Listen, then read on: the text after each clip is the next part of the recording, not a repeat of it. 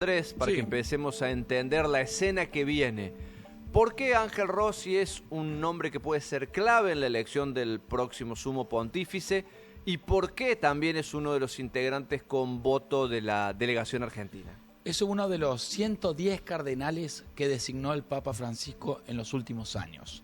Hay 252 cardenales en el mundo, pero con derecho a voz y voto se estiman en 138 o 135. Hay una disparidad ahí. Algunos dicen 135, otros dicen que van a poder votar 138.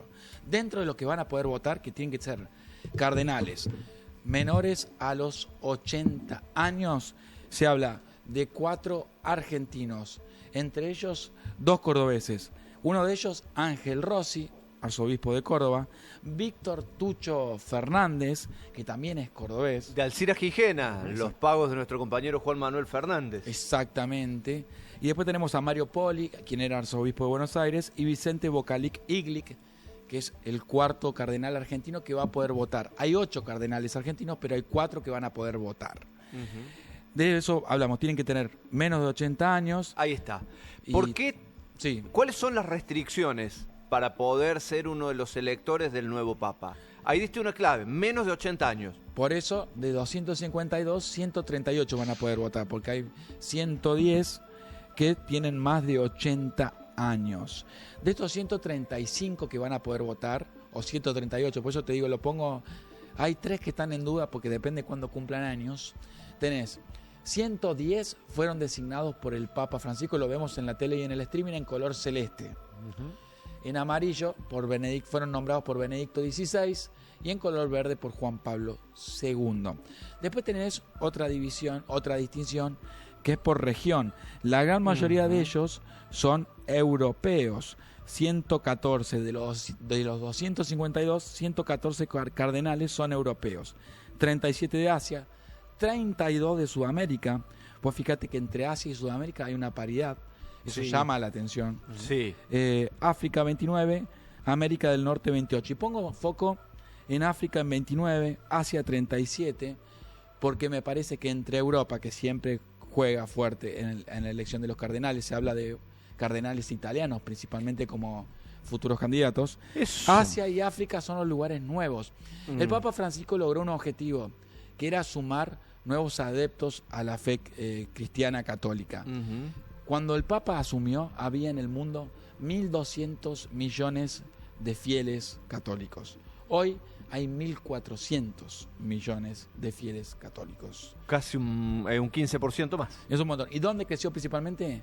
En África. En África, a principios del siglo pasado, había 2 millones de católicos. Hoy hay más de 200 millones de católicos. Lo veíamos ahí en la distribución en ese dibujo tipo hemiciclo que estábamos viendo quienes estén enganchados por la tele o por YouTube. Si bien, como decía Andrés, la mayor parte todavía sigue siendo, o la mayor dotación del grupo de cardenales siguen siendo europeos, cuando uno va a los que tienen derecho a voz y voto, el mapa muestra una distribución mucho más variada en cuanto a las regiones. También parte de la rosca de este argentino que estuvo haciendo su papado allá, ¿no? También parte del legado de quienes puso a ocupar esas sillas. ¿Cómo se vota? Se reúnen estos 252 cardenales, a pesar de que votan 138, 135 en la Capilla Sixtina. Se encierran bajo llave, ¿no?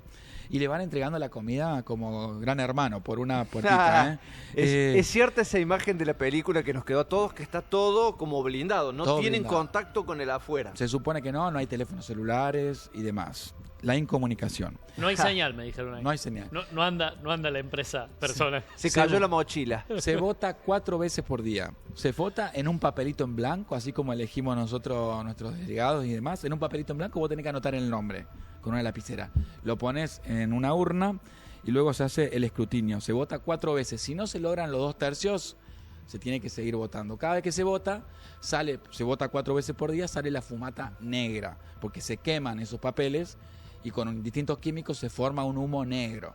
Salvo cuando se alcancen los 2/3, se queman diferentes esos papeles y sale la fumata blanca, ¿no? Los 2/3 serían alrededor de 90 votos. ¿Te parece, Andrés, que vayamos viendo Sí. también algunos otros datos para quienes nos siguen por televisión con otro informe que tomamos ayer, realizado también por nuestros compañeros del servicio informativo? Podemos ir viéndolas porque entre esos nombres, vos decías, hay una duda y es si el sucesor de Francisco puede ser nuevamente una persona de Italia. Los últimos turnos fueron un polaco, un alemán y un argentino. Se habla mucho del primer papa negro, Ujú. papa africano o el primer papa asiático. Yo en esto de progreso, por ejemplo, algunos dividen en cardenales progresistas o conservadores. Yo sería más cauto en ese sentido, porque puede pasar como ocurrió con Bergoglio, que tenía una posición conservadora en un montón de aspectos en la discusión argentina, pero cuando se transformó en Papa Francisco, su mirada cambió completamente, o se profundizó, trató de incorporar mucho más a la comunidad LGBT, incorporó la problemática ambiental, la encíclica social, cosas que el Papa fue un gran avance. Por eso Mantuvo una discursiva muy vinculada a los de abajo, a los pobres, que eso ya lo traía de antes. Capaz que se soltó ciertas amarras en cuanto a derechos civiles y lo que había sido, lo que nos queda en el recuerdo por ahí del tema de lo que fue la ley de matrimonio igualitario, divorcio con parte del arco político de Córdoba. Entiendo que hay gente que esperará que de la iglesia surjan reformas muchísimo más profundas o propias de otra institución, pero el solo hecho de habilitar discusiones sobre esos temas, discusiones que estuvieron ocluidas por muchos años, es ya un mensaje político, es ya un mensaje. Estamos hablando de la Iglesia Católica, de una institución que en muchos aspectos es conservadora. Hay mucha gente que espera que los papas lleguen aquí con reformas que pertenecen a otra índole, a lo civil, no necesariamente a lo religioso, a la cuestión de fe. Mira, Lucho, de los 8 argentinos hay 4 que pueden votar y pueden ser electos, porque no solo puedes votar, sino que además puedes ser electo, Eso. ¿no? Tenemos Víctor Tucho Fernández. Tucho Fernández, el operador de Bergoglio en Argentina, Claro, el armador. Sí, de Alcira Gijena, lo mencionábamos hace un instante nomás.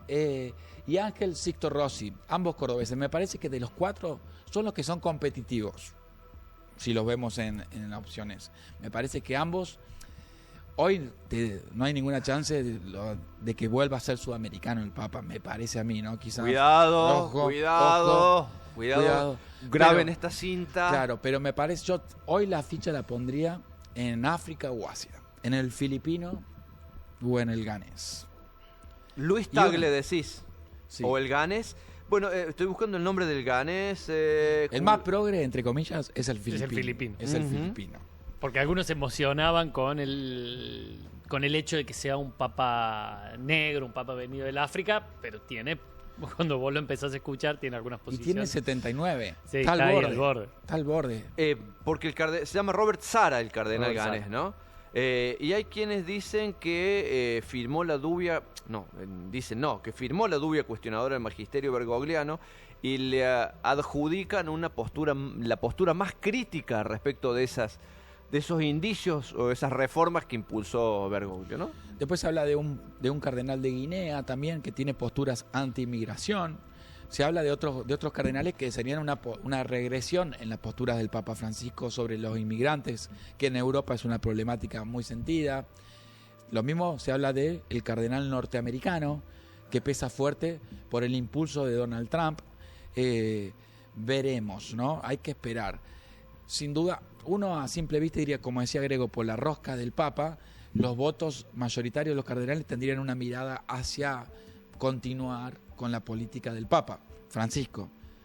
Pero bueno, Pero es rosca. Es rosca, eso puede cambiar. Es rosca y es muy interesante que lo reconozcamos también en épocas en las cuales predomina un discurso antipolítica, en las cuales hay como todo un manto ya de sospecha por el solo hecho de admitir que uno cree en la política.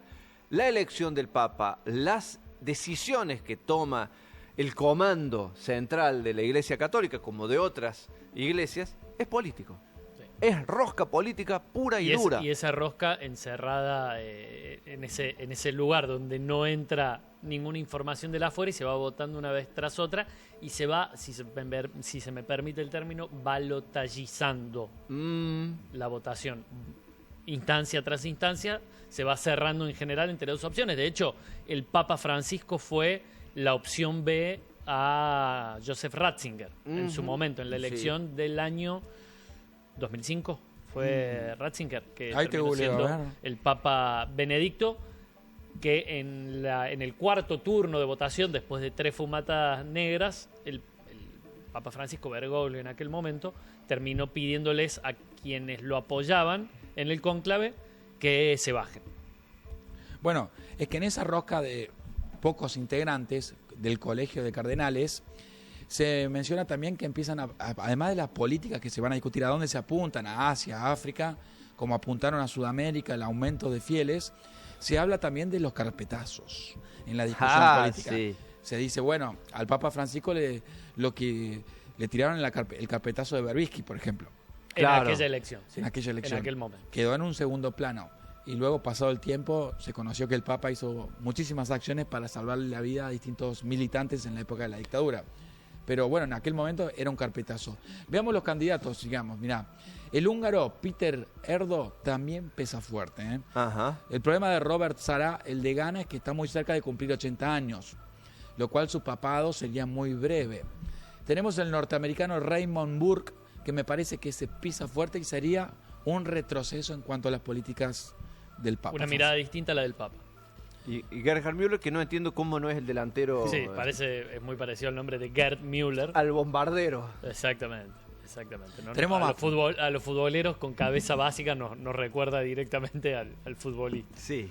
Tenemos más placas, le vamos compartiendo, pero tenemos también el candidato filipino. Sí. Tiene un gran trabajo territorial de acercamiento también a la comunidad LGBT.